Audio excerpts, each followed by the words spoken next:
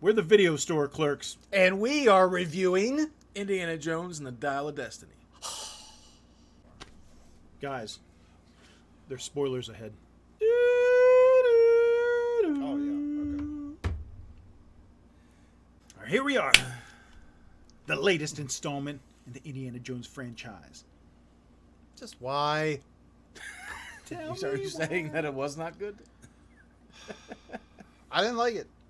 I don't know. I'm kind of in the middle on this one. I didn't hate it, but Didn't hate it. like Didn't hate I don't think I'll ever watch it again unless I have to. Strong.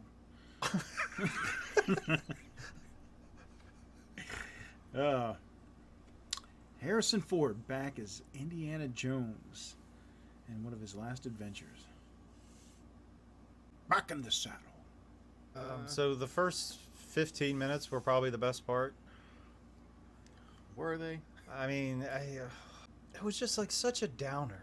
I mean, like Harrison Ford. I mean, my God, the guy's like 80 years old. What do you want from him? It's true.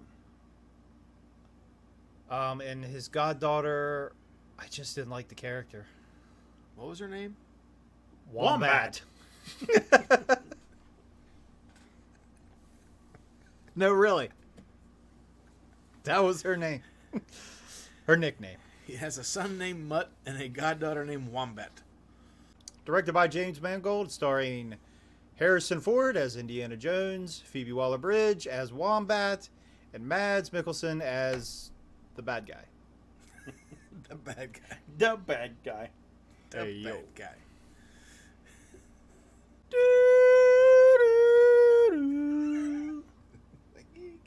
So somehow Indiana Jones, famed archaeologist, adventurer, extraordinaire, is at this little college in New York.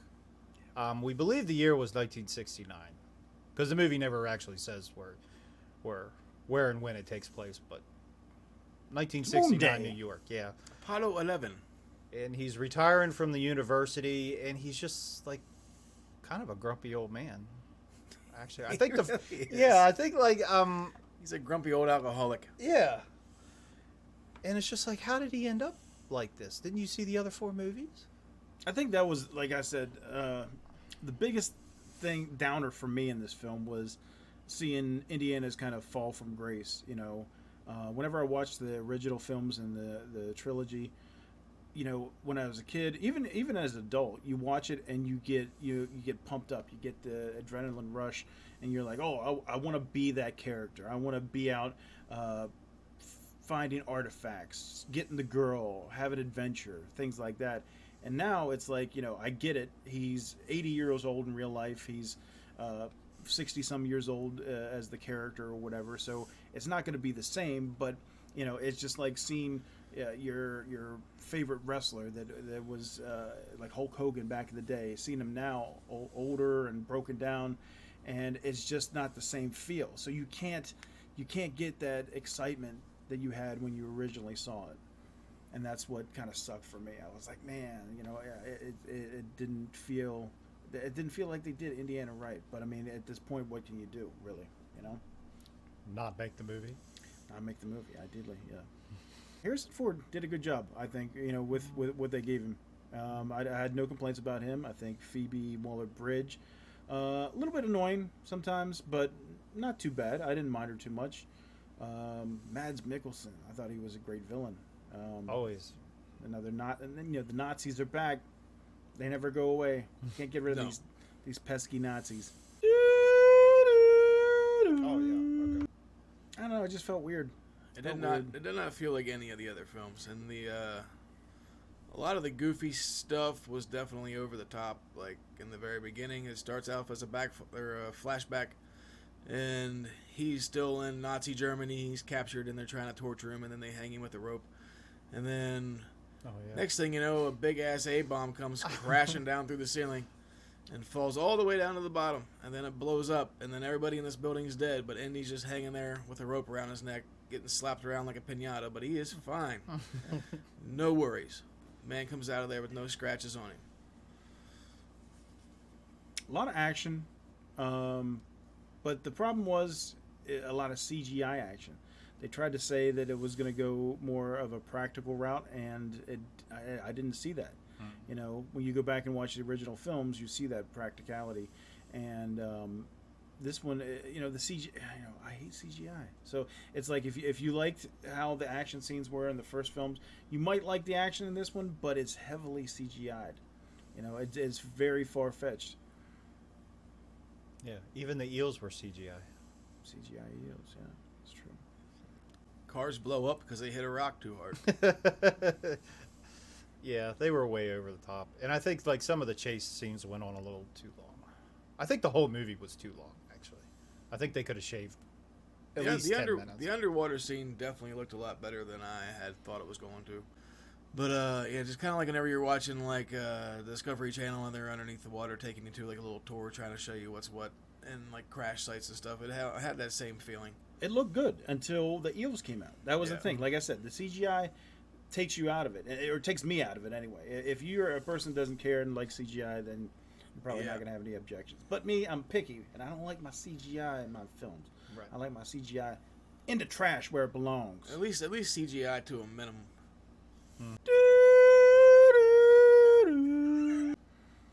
Yeah, and Antonio Banderas pops up in this movie, which was a little weird, but it was cool to see him.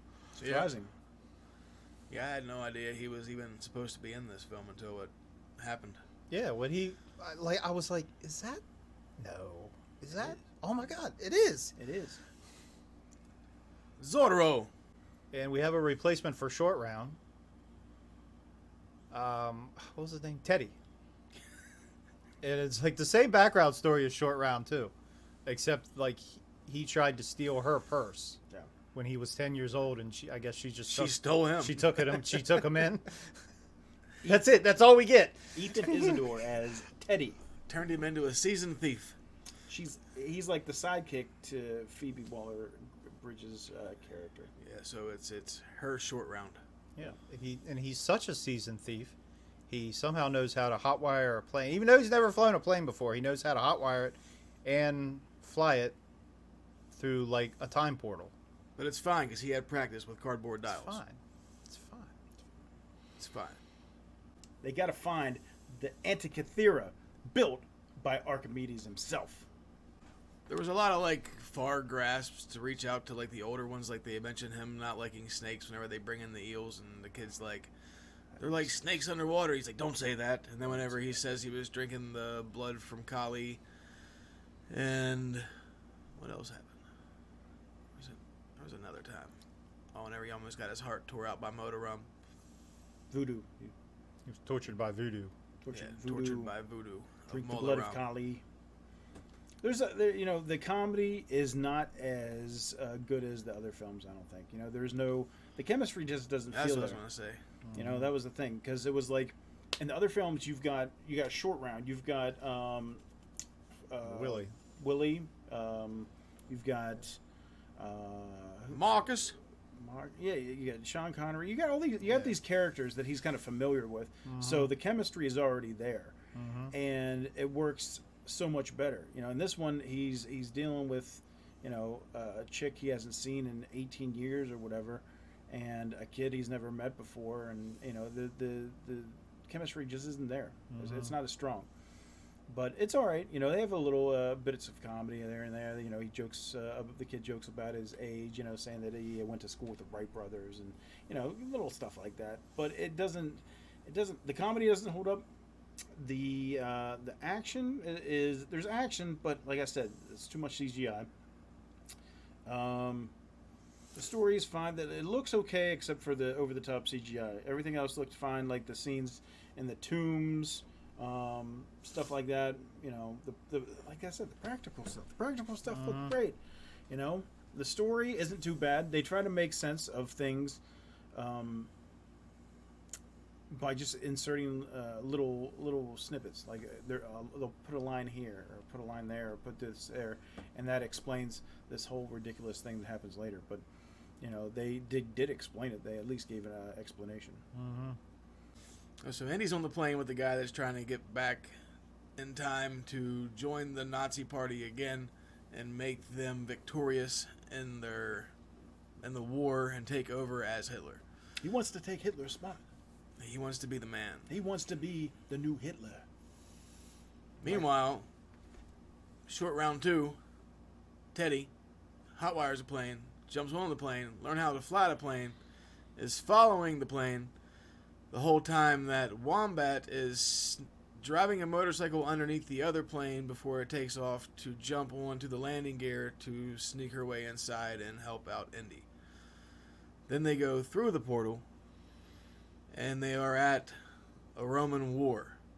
But they think it is the Nazi war at first, but it is not until they realize that everybody is throwing spears and the boats are something straight out of a Spartacus film. My God, man. They've gone back to 200 BC. They did. 219. Good time. Yeah, they were trying to go back to when they first invaded, and they said they go way back, which is this the only place you can go back to if you use the dial? I think they missed their exit. Wrong turn.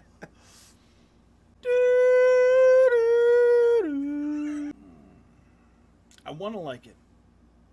That's the problem. A lot of people are liking it from reviews I've seen, but I can't say that I like it a lot. Yeah. It was start and stop. We were talking about this before. It was start and stop where it's like, okay, this looks good, this looks good. This looks bad. What's going on here? Then it's like, oh, it's things are all right now. It's bad. It was a lot of start and stop for me, and I wanted to enjoy it. There was parts I did enjoy, but overall, it didn't give me the feeling of a true Indiana Jones film, and that's why I cannot, give it the 2 thumbs up. I can give it like maybe a 1 thumb up. It definitely felt forced. Yeah. Like the chemistry, like you said, was not there.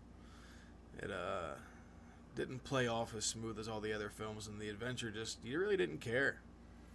It's like the TV shows that they drag out and add extra seasons just to make more money off of, to where it's more watered down and it's just not as good. You know what I mean? It's like, oh yeah, it's still Pepsi, but it's been sitting out for a while, so it's flat. Yeah, it's a little flat, coming up flat. So we do get a couple cameos. We get Jonathan Rhys Davies and Karen Allen coming back to reprise their characters from the previous films. I would like to see Ki-hee Kwan. I would like to see Short Round make a cameo, especially with his return to acting with everything everywhere all at once. I thought that was almost a shoo-in for this film, and it didn't happen. Yeah, I wonder if he'll get a spinoff. It was an opportunity missed. It was. But okay, I will say this: it was better than Crystal Skull. See, I can't validate because I don't remember that one either. I have to go back and watch that one. Better than Crystal Skull, not better than the first 3. Worth a watch. That's about it. Yeah, that's about it. I'd wait for it to come out on streaming. Disney Plus. Plus. I'm George McFly, and you're watching Indiana Jones and the Dial of Density.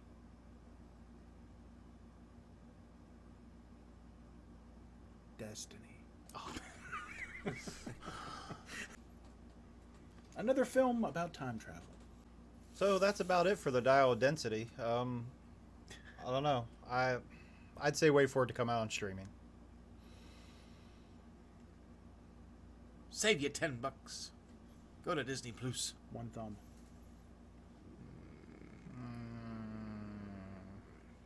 And this has been a Video Store Clerks Podcast review of Indiana Jones and the Dial of Destiny.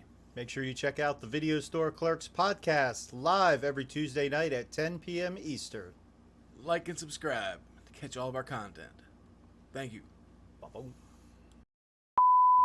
1, 2, 3. This has been a Video Store Clark. Clark. And ready, and... What else is there? We got time travel.